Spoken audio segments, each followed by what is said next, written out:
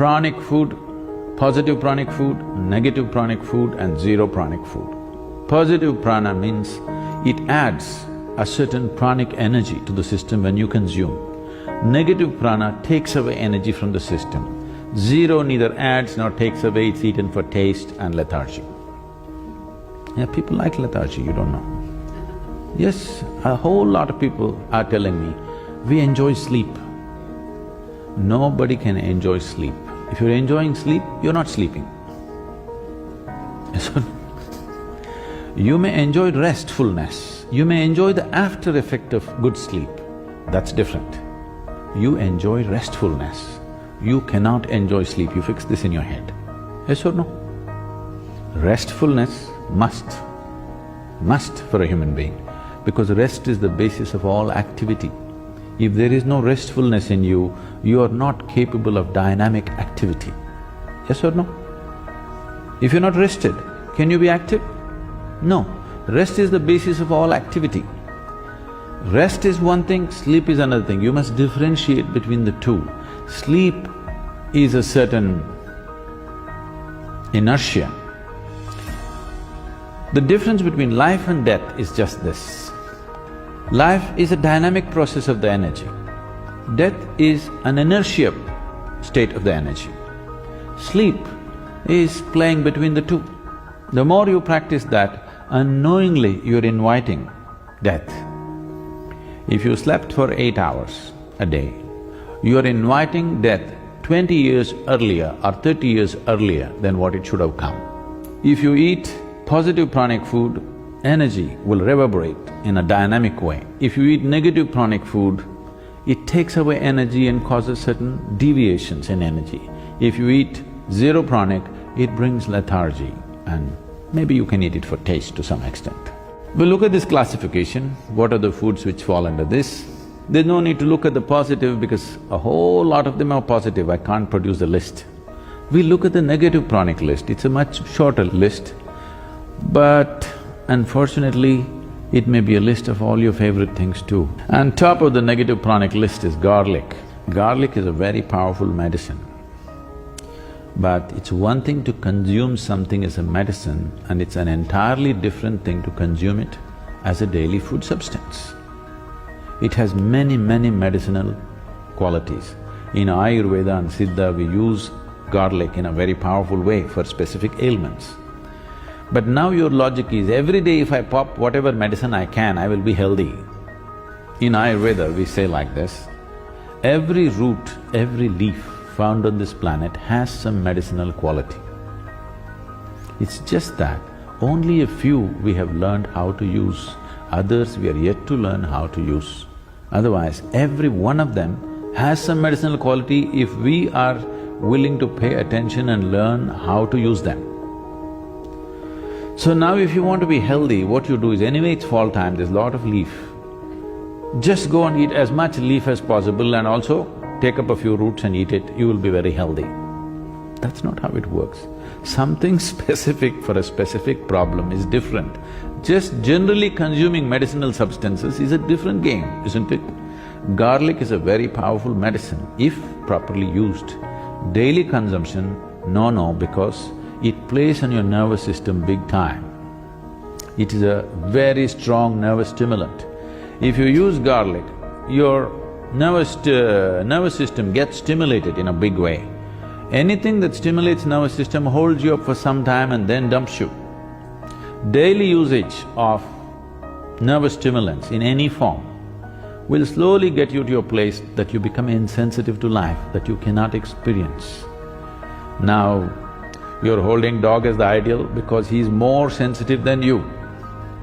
His nervous system is far more sensitive than you because he can feel things and know things that you cannot know. This is a higher design than the dog, isn't it so? Garlic, onion, asafoetida, green chilies. Oh, asafoetida maybe you're not used to it, it is something very commonly used in Indian cooking, it's a very strong stimulant. Coffee, tea. Tea means the caffeine tea is the tea. Other things are just placebos, okay? They're not tea. You can boil any flower, any leaf, any root and call it tea, that's not tea. Tea means the tea leaf. which is caffeine. All these are nervous stimulants. Once in a way if you drink, they have some benefits. But if it becomes a daily thing, slowly it dulls your nervous system. Your ability to experience life is gone. We are looking at this dimension of the food mainly in terms of your sensitivity to life. Largely people are ego-sensitive, they are not life-sensitive, they can't feel life. For them, only their thought and emotion is life because they can't feel life. If you walk out into the forest, you can't feel the tree, that's why you call it a wood. You can't feel the creatures around you, simply because the sensitivity is gone in so many ways. One thing is just the modern life, this television, this traffic, these constant reverberations. One thing I find when I come here is, one thing that makes me get out of buildings in this country is, always something is buzzing, you know, boom, something is going. It has a very bad effect on the human system. See, we are also a kind of reverberation.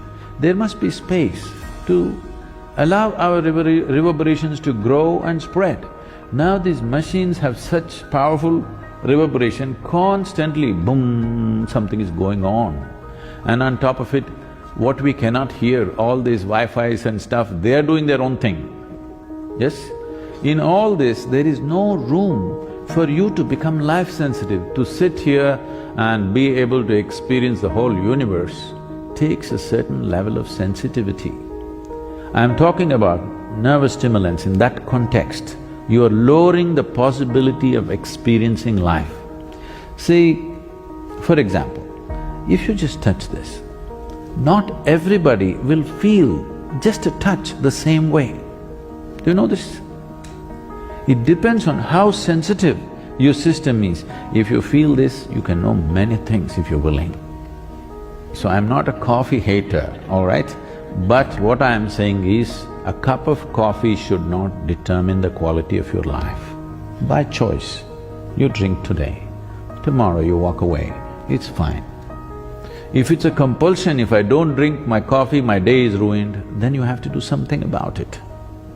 Yes? I'm only talking about this. The only parameter is, are you moving towards freedom or are you getting enslaved in some way? With a cup of liquid, you shouldn't get enslaved. Yes? With just about anything, you're getting tangled up. I'm saying do everything by choice, then there's no problem. If you do it by choice, you know when to start, when to stop, isn't it? If you do it by compulsion, what you start, you cannot stop. This is the whole problem.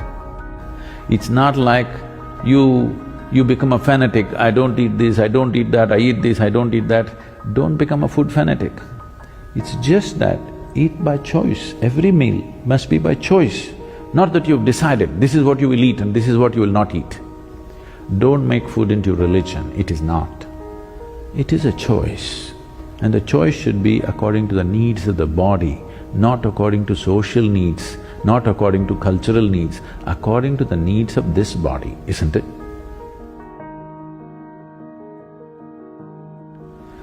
So, among the positive pranic foods, there are a few foods which are very, very positive. On top of the list is what is called as an ash gourd. I think here they call it a winter melon. It is not of the same potency as we find in India. The Indian ash gourd is like phenomenal. Ash gourd is very positive, black pepper is very positive. Honey is one substance on the planet whose chemical composition is very close to that of human blood. Daily consumption of honey can do wonderful things to you. And honey is an extremely good thing to eat, especially if you have children at home. Make honey culture part of your thing. Psychological stability, physical well-being, vitality, all these things can be greatly enhanced simply consuming daily honey.